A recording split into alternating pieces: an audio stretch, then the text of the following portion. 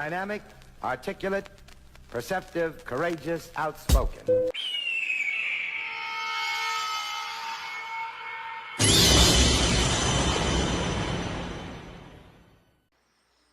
I seriously thought I was done for the day, but I found one more video that I must react to. The Boondocks is one of my favorite shows that I've ever watched. It is hilarious, and they got a lot of real world applications to the jokes that they make. So I was scrolling on YouTube, came across this video, how the Boondocks exposed hip-hop's darkest truth. Spark Up 7 days ago. So let's see what Spark Up is talking about, man. Spark Up. Last season on the Boondocks, the story of Gangstaliscious, Part 1. Rapper Gangstaliscious has been shot. Again? It was these dudes I used to owe money to back when I was in the drug game. Niggas coming. How you gonna drop the gun, Gangstaliscious? That is not gangster. That's very not gangster. This is about things you're too young to understand, man. This is about thuggin' love. And that's when one of them dudes knocked me upside my head, right? And I was having like crazy dreams, like Gangstaliscious was kissing the other dude. Some old craziness, man.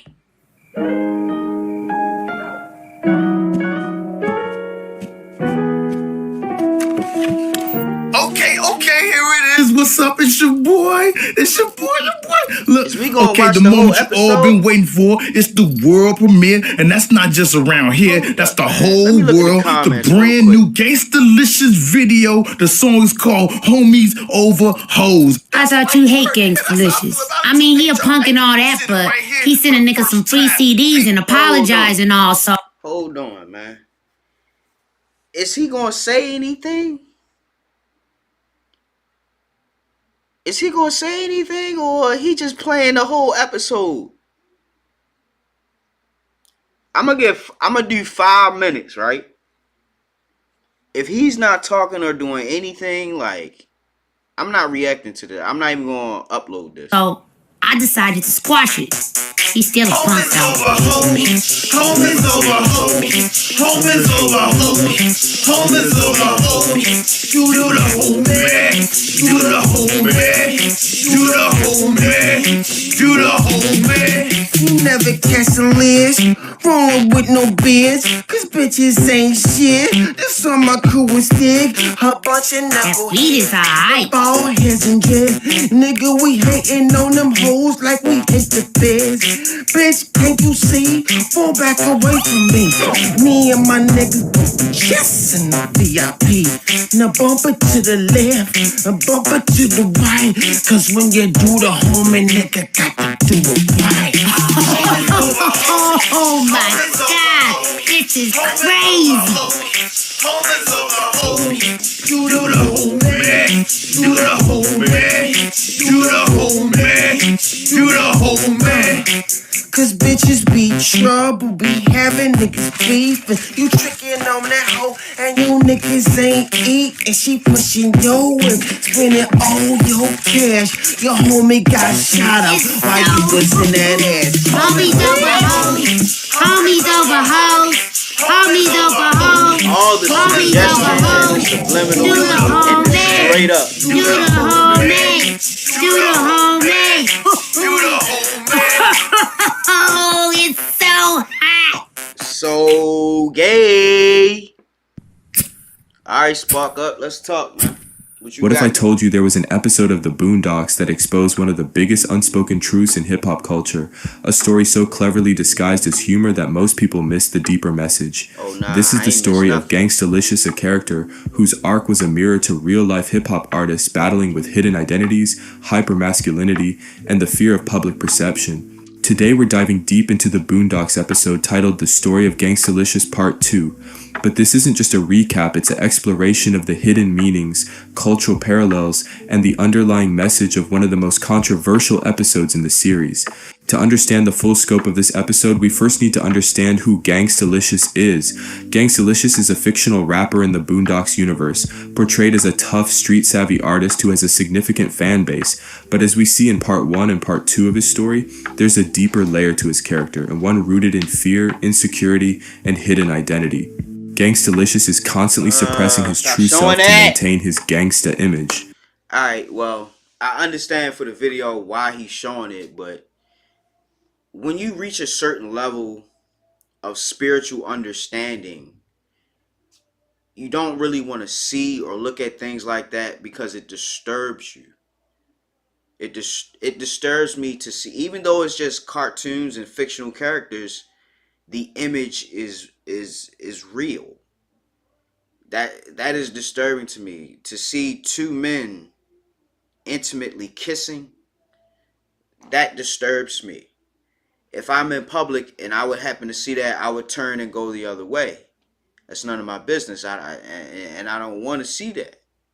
But there are people who live that life, and that's quite normal to them. I can't. I know that it's being normalized, but I can't ever accept it as normal. Even though it's been going on since the beginning of time, it just seems abnormal to me. It just seems you want to rebel against the creator for making you not the gender that you... I don't know. I'm not of that persuasion, so I really shouldn't speak on it too much. I don't really know nothing about it. All I know is it just seems abnormal. We can't procreate and create more human life if tomorrow everybody woke up and said, I want to play for the other team. You know what I mean?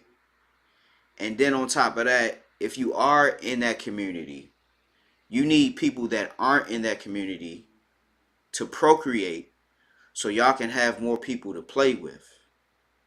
You understand? It's just a strange paradigm. This is where the episode's brilliance lies. It's a metaphor for countless real-life hip-hop artists who have faced similar internal conflicts. The hip-hop industry has long been plagued with toxic masculinity, the belief that vulnerability, softness, or anything perceived as feminine is a threat to one's credibility. The Boondocks did not shy away from highlighting this issue. This is where it gets deep. The Boondocks episode aired in 2007, a time when discussions about homosexuality in hip-hop were almost non-existent. However, the inspiration for Gangstaliscious' story may have stemmed from real-life hip-hop figures who faced similar struggles. Take, for instance, the long-standing rumors about certain high-profile rappers hiding their sexuality to maintain their image. Artists were and still are afraid of being alienated by their core fan base if their truth ever came to light. One of the most striking visual cues in this episode is the pink clothing line Gangstaliscious releases. What seems like a comedic element at first is actually a deep commentary on hip-hop's struggle with gender norms. This moment symbolizes the clash between identity and perception. See, hip-hop does not struggle with gender norms. It's not hip-hop that struggles with gender norms. It's people who are homosexual trying to pretend not to be homosexual. Can you understand the conflict of interest there? Or maybe you got turned out to get your record deal and you don't know how to, what's the word? Come out the closet? I don't know. But one thing I see more often than not is the people who travel the path of a gangster. If they keep going down that road, they're just going to end up being gay. Because you're going to get locked up, you're going to be in prison for life, and the only thing around you is men all day. So, you got to be careful with that gangster stuff. I'm not no gangster. I ain't never considered myself to be no gangster. I'm just a solid dude. I'm rigid. I try to keep it 100. And like, I feel like I feel like hip hop just turned people gay. Real talk. Real talk.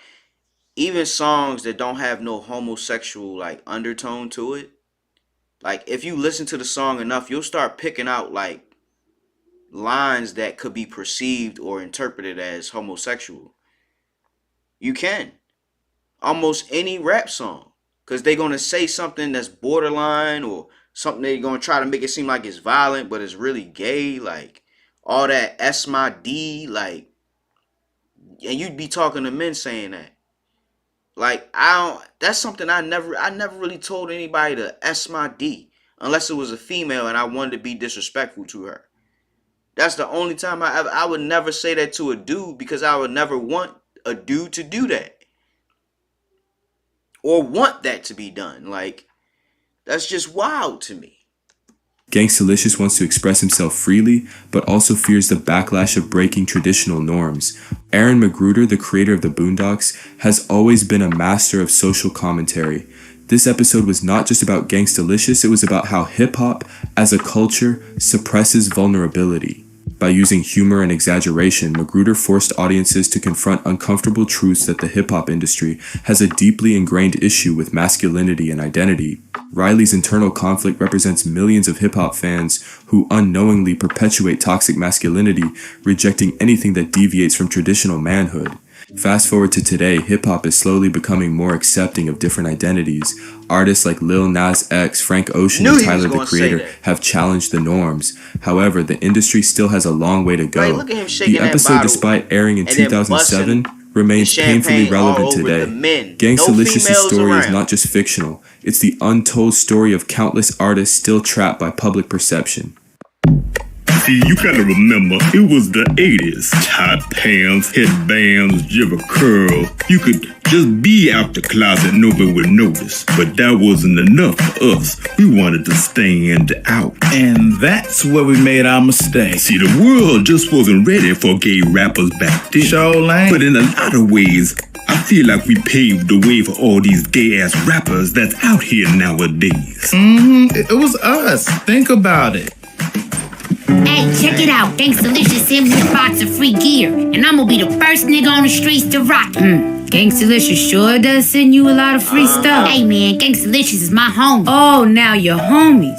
Yesterday you was a punk. Sometimes you just gotta put aside your differences and work through problems with your homie, so y'all can keep to being homies. You feel me, homie? That's very sensitive of you, Riley. And you're okay with his lifestyle. Well, I mean, I know he ain't no real gangster, but that's cool. Cause see, he's in entertainment. He ain't gotta be out in the streets like I do. He's telling our stories for us. So you're okay with him being gay?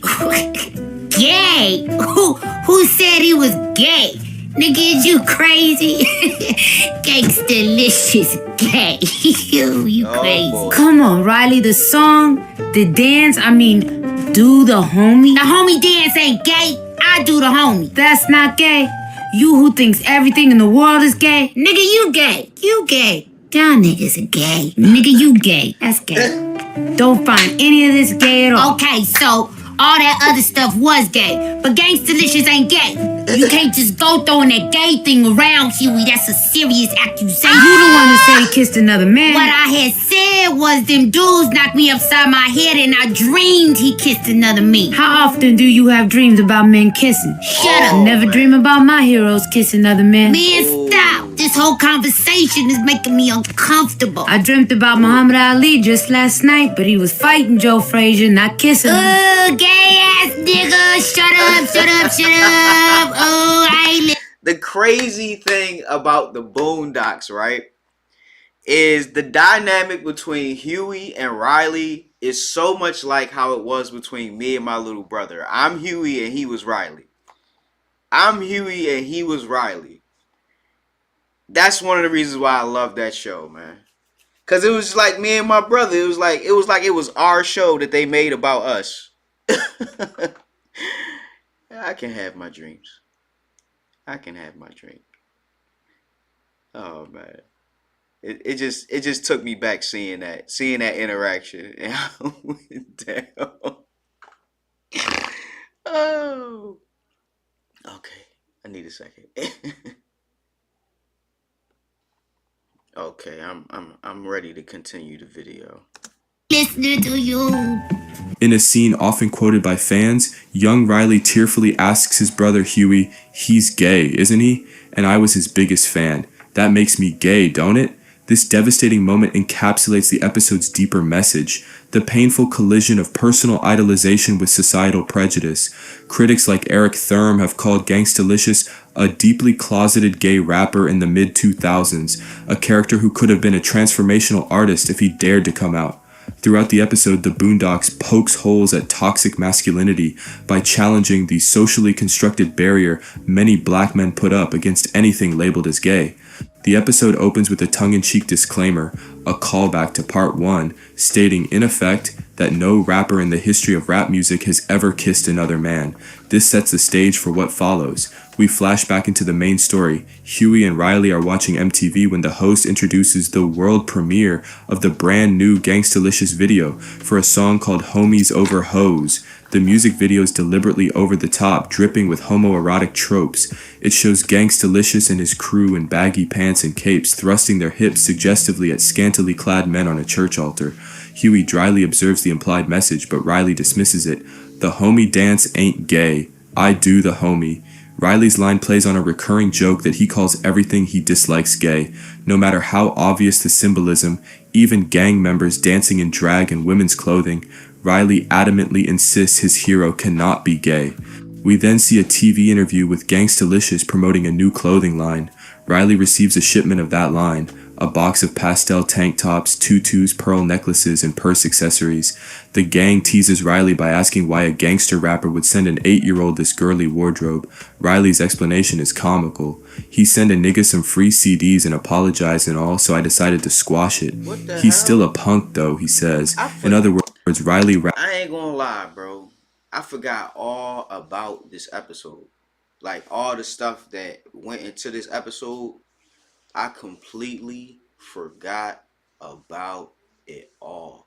And the crazy part about all of this is, this episode came out before it became rampant in hip hop. This came out like a decade before Lil Nas X. You know what I mean? So it's crazy what they call it, predictive programming. I think that's, don't quote me on that. I ain't the smartest guy in the world. But I think that's what they talking about with predictive programming. They show you something that they think is going to happen, or they want to happen. And the more you see it, the more it conditions you to accept it when it finally does happen. Yeah, predictive programming. Rationalizes that Gangstaliscious must like him for not outing him, so the strange gifts are actually a token of gratitude. Still, Riley vocally denies any hint of effeminacy in the clothes, insisting they are just fashion forward despite all of Riley's friends commenting they look like girl clothes. Granddad is not convinced. He begins to worry Riley is turning gay, especially as Riley starts walking and talking more like Gangstaliscious. Seeing Riley's strange behavior, Granddad Robert and Uncle Ruckus go to comic lengths to intervene. They even hire a pimp named Slickback to straighten Riley out. Slickback scolds the idea of homies over hoes, telling Riley a pimp don't do shit for the homies.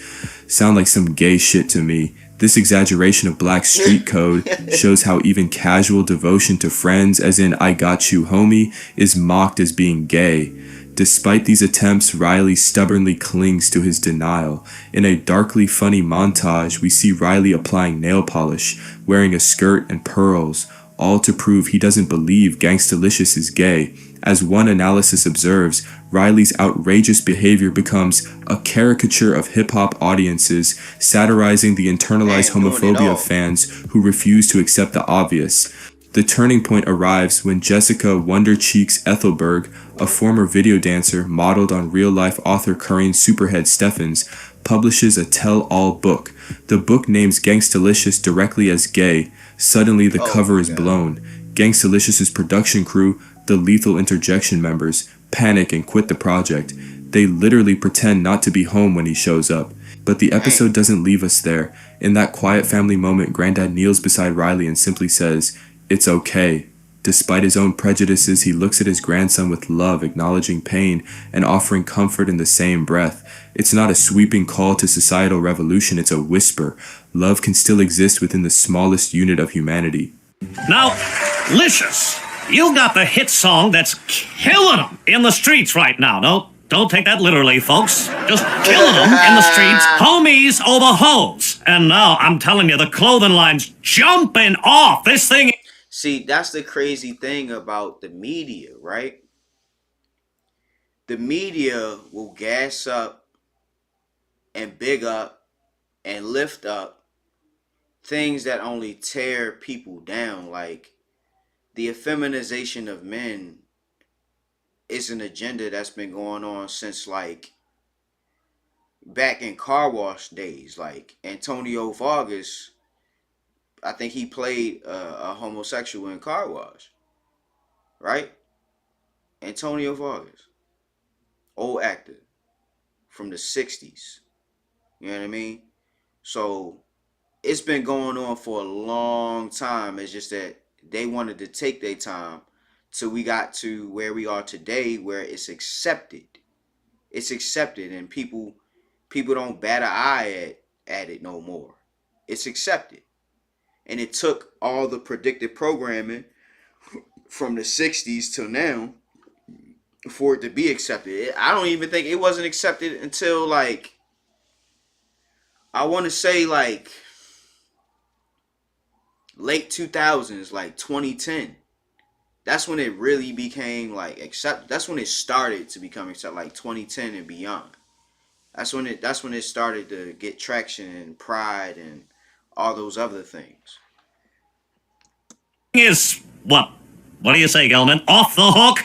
Tell us about that. Well, you know, Reed, we just had to bring, you know, our own flavor to the fashion game. You know, fashion is a real big thing to me and my crew, you know what I'm saying? Personal grooming, hygiene, facial, shiatsu, seaweed wraps, you know, that type of thing. And we not doing it for the females, you know what I'm saying? We doing it just for us, you know, that's real thing. Dun, dun, dun. All right, now, we got some models. Check it over here with some of your new gear. Now, the vest isn't actually bulletproof, correct? No, not really, but it's a hot style, and pink is definitely the in color for this season. And here we have the Gangstaliscious super long tee. Oh, that's long, baby, but that's the style, right? Oh, why is the backside cut out? I knew you were gonna ask that, and I like your attention to detail, Kel. I tell you why. That way, you don't have to waste time lifting up your t-shirt. You can get to your toast real fast, you know what I'm saying? Get the drop on a nigga. Not that we want the kids to carry guns or nothing like that, because we always tell the kids that ain't the way. Matter of fact, I had a song called Kids, That Ain't the Way.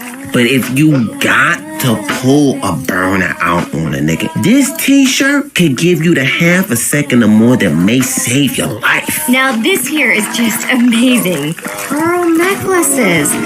I didn't know. You see how they put that in there to make it acceptable? That's what the media does. They give you a reason why it should be accepted, but the overarching reason why they want you to indulge in it is a destructive reason. It's an agenda to destroy you from the inside out, from your mind, your body, and your soul. We want to destroy you from the inside out.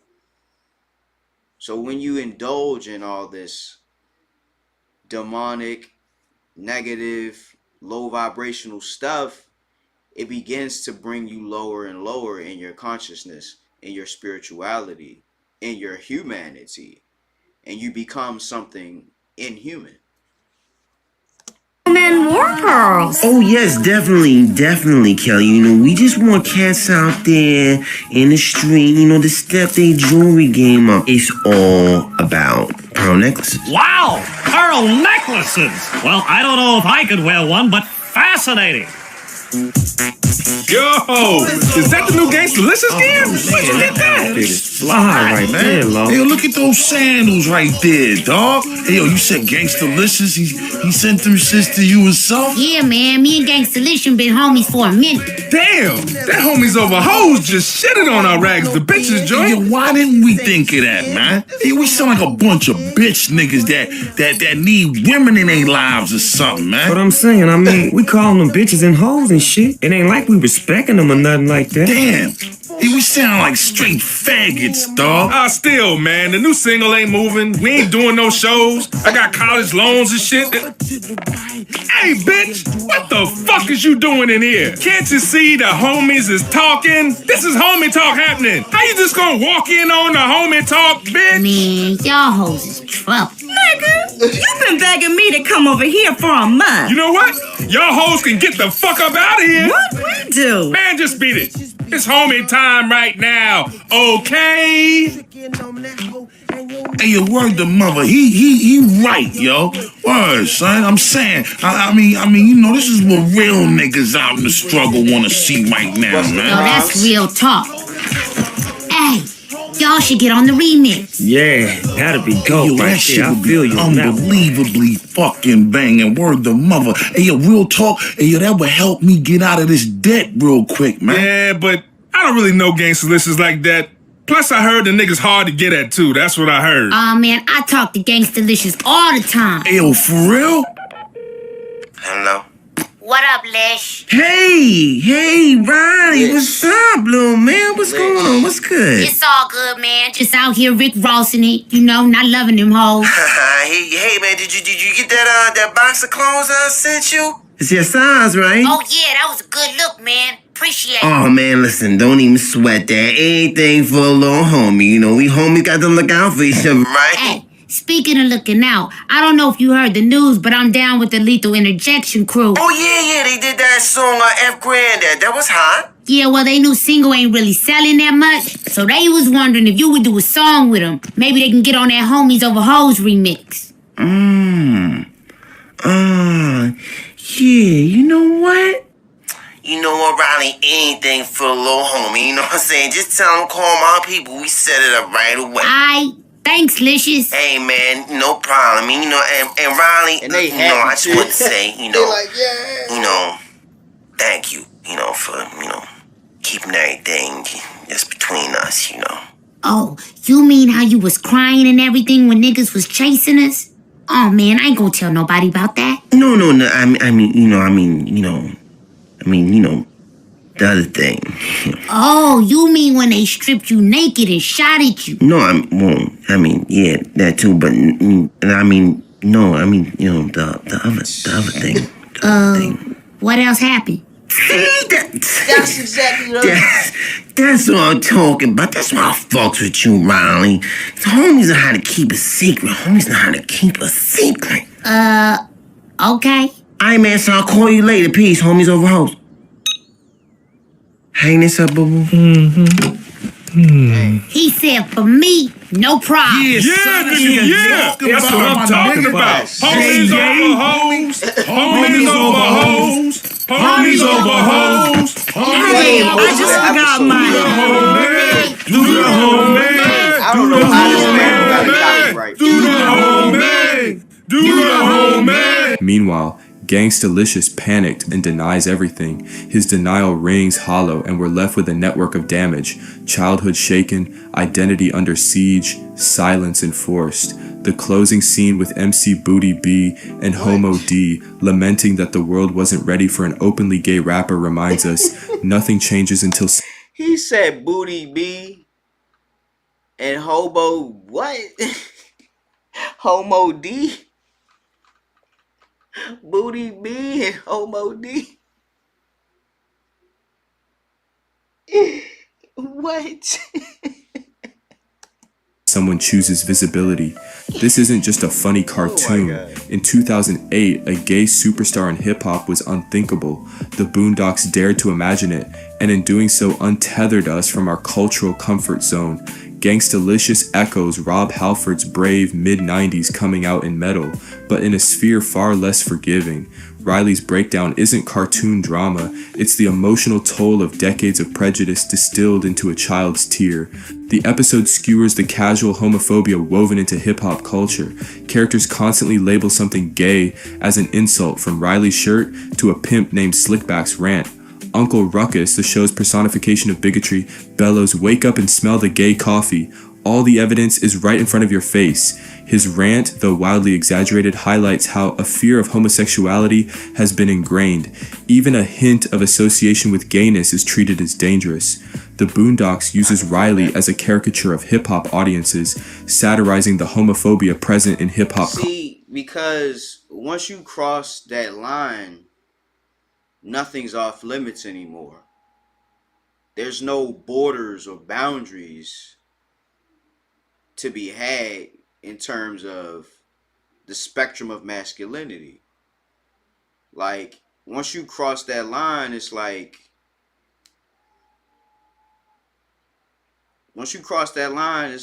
you open up something that you can't close. You open up a can of worms or something, you know what I mean? Like, that's what you do, like, when you cross a line that you can't go back on. Just don't do it. Because once you do it, then it ain't nothing you won't do. Culture. The sexual orientation of artists is treated as a taboo, much like the taboos of gangland conflicts. This theme ties to broader concepts of toxic masculinity, men policing each other's sexuality and using homophobia as a way to assert authentic manhood. The Boondocks is confronting exactly that constructed barrier. Riley's denial illustrates how internalized prejudices can warp perception. He cannot believe his hero is gay because he himself has always used gay as the ultimate insult. As the narrative makes clear, Riley is doing desperate things to prove Gangstaliscious is straight, even wearing traditionally feminine clothing to justify his belief. This reversal, the normally hyper-masculine boy wearing skirts, is played for dramatic irony. We as the audience see Riley contradicting his own attitudes. As one analysis puts it, Riley's behavior is driven by internalized homophobia, a fear that associating with a gay man would taint him. Indeed, he repeatedly asks Huey if he is gay now. "I was his biggest fan. That makes me gay, don't it?" And only accepts the reassuring answer. This is the episode's deepest conflict. Riley must untangle the idea that admiration and sexual orientation are the same, a lesson on how prejudice can blind even the most zealous fan. A central message is that public image, especially in hip-hop, is manufactured. Gangstaliscious' entire persona is the ultimate gangster rapper. Tattoos, gold chains, baggy pants, and violent lyrics. As a researcher observes, viewers automatically assume such a man is strictly heterosexual.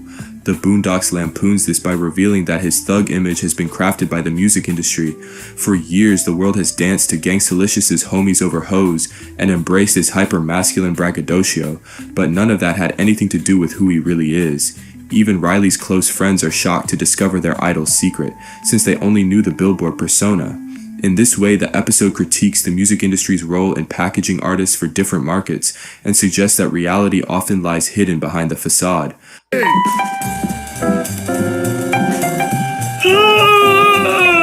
Wait, what the hell are you wearing? Is that a bra? What?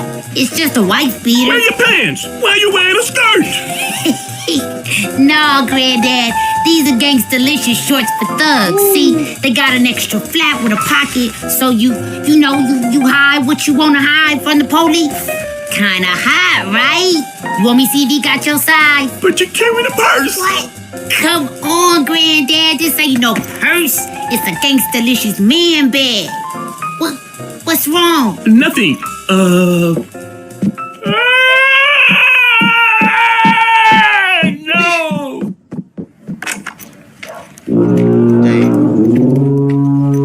What in tarnation did he wear? I don't know. Do you think he's on the train to Fagsville? Absolutely. No doubt in my mind. I'm so sorry.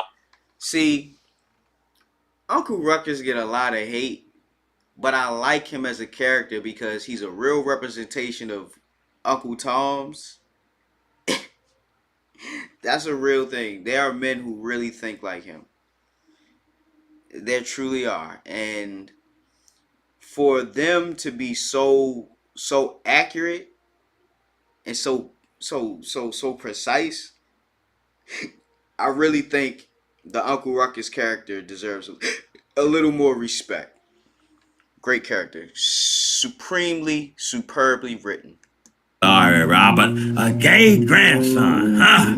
I can't imagine anything worse than that. Not Riley. Maybe there's another explanation. Maybe this is some kind of crazy sitcom misunderstanding. No, wake up and smell the gay coffee. All the evidence you could possibly need is right in front of your face. It'll only be a matter of time for that little boy be a grown man, bent over a table with his pants round his ankles, being entered repeatedly by another man. Choo-choo! Last train to Faggottville leaving in 5 minutes. Leaving in 5 minutes for that chocolate tunnel hole.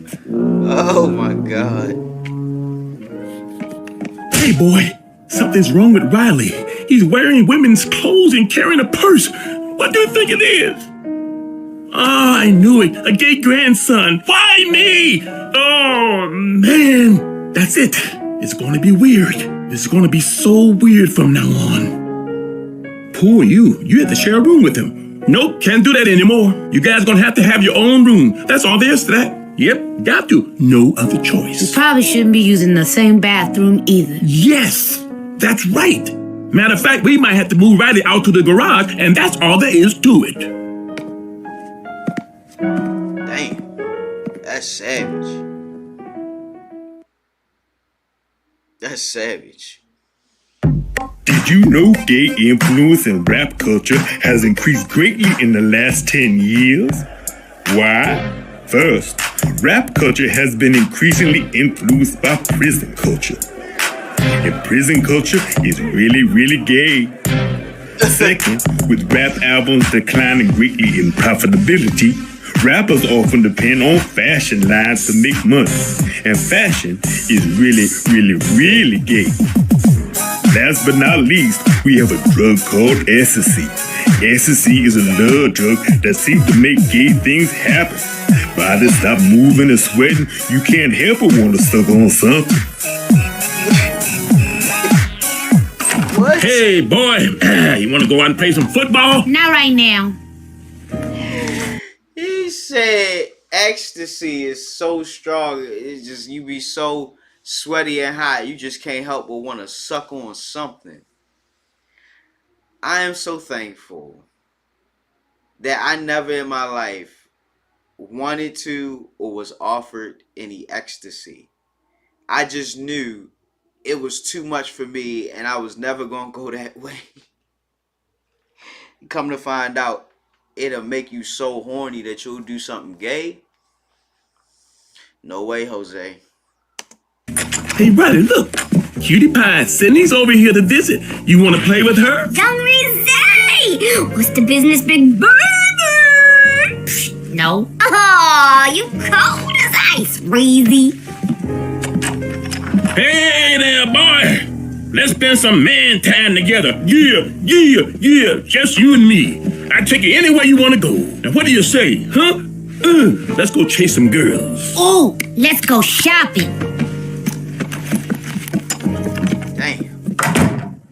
Wait a minute. Maybe if someone talked to him about sex, this will all straighten itself out. So, you gonna talk to him? Oh, no. No, not me. Beyond individual Basically showed characters, the the whole episode episode. makes broader cultural commentary. The fictitious rap feud between Gangstaliscious and a rival Eat Dirt is portrayed as catastrophic warfare, a satire of the notorious East Coast versus West Coast rivalry of the 1990s. In fact, the show explicitly references Tupac and Biggie's conflict, likening it to a civil war in Black America. The creators satirize actual music industry dynamics. The liner notes on the episode point out that his characters parody stars like P. Diddy, 50 Cent, Ja Rule, Cameron, and Lil Wayne, all known for sculpting tough images. Gangstalicious's conflict with Eat Dirt explicitly echoes the marketing of rap rivalries. In real life, MTV and hip-hop media often promote beefs as marketing tools. The Boondocks mocks this practice. Its on-screen news reporter even says he doesn't want any region running up on me at the club, before revealing the disclaimer. In short, the episode critiques how the music business commodifies both violence and prejudice.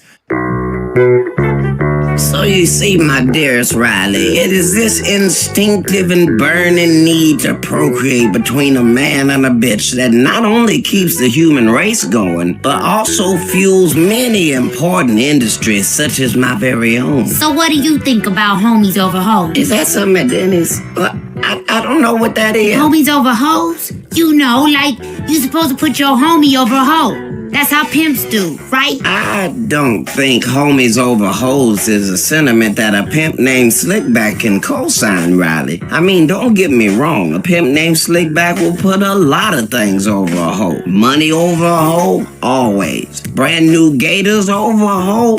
Absolutely. A turkey sandwich with just tomato? Guaranteed. But homies? Oh no. A pimp named Slickback don't do shit for the homies. Let me reiterate. Don't do shit for the homies. Unless the homie wanna walk that stroll and get that money, the homie ain't getting a goddamn thing. And the same goes for brothers, peeps, dudes, fellas, dunnies, comrades, whatever the fuck niggas is calling each other nowadays. Sound like some gay shit to me. That's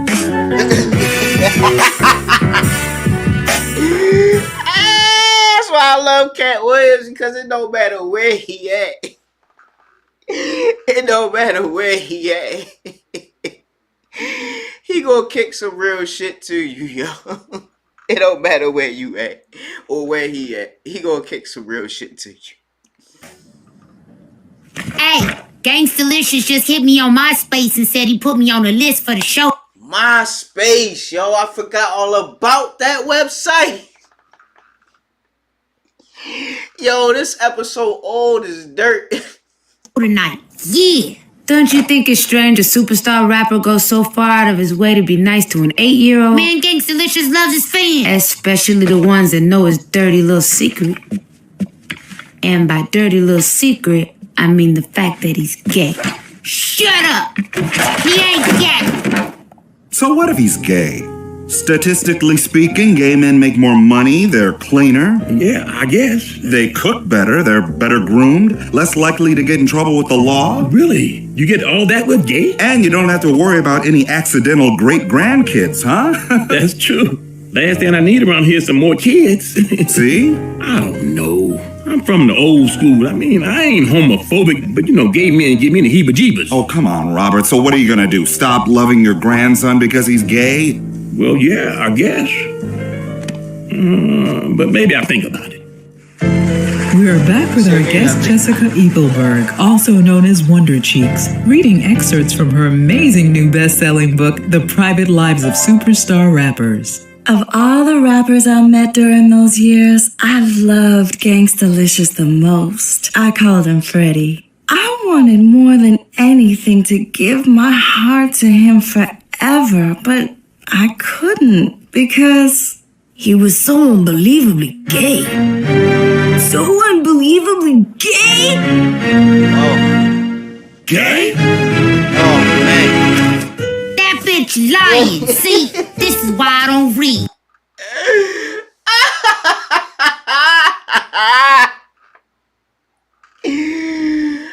I forgot how good Boondocks episodes were and how much the Boondocks really encapsulated the black mentality when it comes to all different topics, and they put humor in it to make it lighthearted, but it was so real, so surreal, the messages and the stuff that they were sharing. It's crazy, man. Riley, he's gay. It's really not that big a deal. Not a big deal. If he gay, I'm his homie and a fan of his music, then that makes me gay too. I like Elton John. That does make me gay. Is Elton John gay? Yeah. See, and you gay. But I know I'm not gay, because I'm the most not gay nigga of all the not gay niggas in the whole universe. But see, people hate on you when you shining, see? That's what it is. They make up stories. Like me, I stay shining, so who knows? Pretty soon people gonna be calling me gay. But I'm not, and neither is Gangstaliscious. Full Throttle Radio, Fat Man Scoop, aka Big Colorado, we're back, and we have in the building with us right now, Gangstaliscious himself. Yo, what up, Scoop? What's up with me? What's up with you, Licious? You tell me. What's up with you? A lot of crazy things are being said right now about you. I wanted to give you the chance to clear the air right now, so tell the world what your side of the story is. Well, first of all, I ain't even gonna dignify the accusations with a response, you know, cause that's so ridiculous. I ain't got the answers to no bitch. See, this is exactly the kind of shit scandalous hoe is good for, they known for, they notorious for snitching, you know? Whether you snitch to the feds or you snitch to Random House, you know? Snitching is snitching. Okay, so... Oh, man. I can't believe... So if she snitched on you, that means she wasn't lying. Okay, got it. This shit. I was gonna be able to pay my car note this month. I knew it. I always had a feeling about that dude. Oh, man! What are we supposed to do now? This gay-ass nigga gonna be here in an hour. Oh, no. We can't fuck with this song now. I mean, if everyone, think he a homo, when we get on the track with him, we're gonna be homos by association, dog.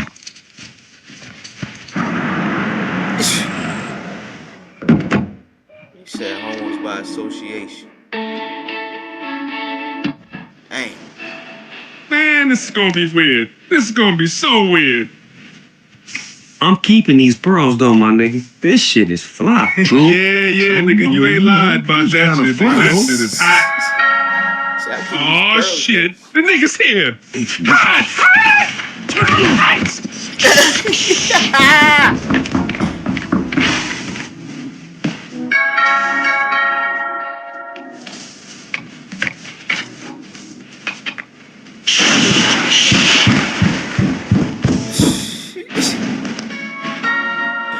Oh my God, they hide like it's the cops.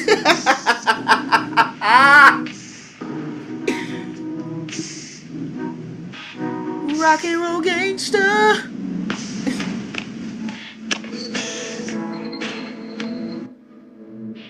Oh, shit. Now he calling. He don't even answer the phone. Shut up. Academic observers note that the Boondocks often critiques rigid notions of black masculinity.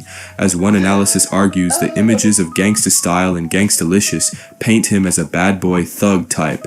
Based on those traits, societal assumptions suggest he is strictly heterosexual. The reveal then becomes a satirical challenge to those assumptions. In broader theory, this ties into intersectionality. The episode forces us to see how race and sexuality intersect. Black queer theorists have long pointed out that society often frames homosexuality as un-African or not black, a prejudice this episode lampoons. Huey's calm logic, "I like Elton John, but that doesn't make me gay," subtly undercuts the idea that queerness is alien to black culture. Meanwhile, Afro-pessimistic voices might read Riley's agony as showing how some black communities are locked in a constant struggle to define identity, and how a disruption, a beloved icon being gay, is momentous. Critical race theory could observe that the EP highlights post-racial myths. Even if society claims to have moved past race issues, new biases like homophobia still permeate black cultural spaces. He's gay, isn't he? Yep. And I was his biggest fan. That make me gay, don't it? Yep.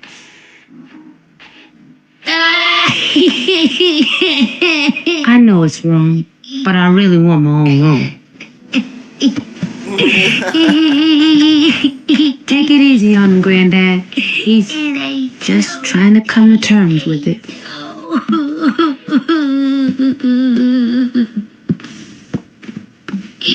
Granddad, I think I might be. It's okay, son. I know. I might be. It's okay. It's okay. Oh, you okay, boy. How did that be? How did that happen? You see, Barney? This is exactly what I said was gonna happen, remember? This is it. Nobody gonna work with me now. I think It's really over. Rock and roll gangster.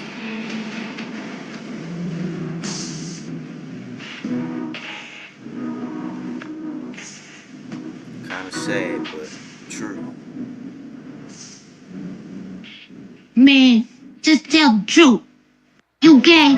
Will hip hop ever accept an outwardly gay rapper? I don't know. First, somebody has to come out the closet.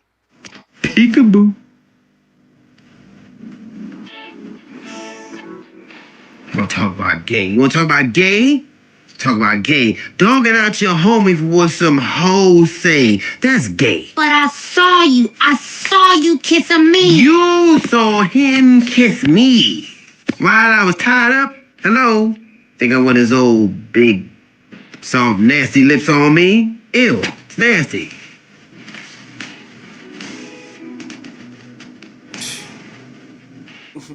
Not convincing. Oh, man. You right, Gangstaliscious. Oh, my bad. I was tripping. I should have never brought it up. Of course you ain't gay, man. I'm sorry. Hey, man, it's all good, little homie. You wanna hang out for a little while? You still got... Alright, we good. I watched enough. We watched basically the whole episode. He gave us a little commentary here and there. Like, I barely even remember anything dude said. But we basically just react to the Gangstaliscious story episode without even realizing that's what we were doing. But yeah, we basically just watched the whole episode. I didn't know that's what was going to happen, but you got my reaction to the episode. So thanks for tuning in. Thanks for watching this episode of Sensei Reacts. Because I'm just getting started with reactions, and I can't even seem to get the videos right sometimes. I picked the wrong videos, but it's okay. Professor Hawk signing out. Hawk Sensei bids you adieu. Till next time, y'all. Class dismissed.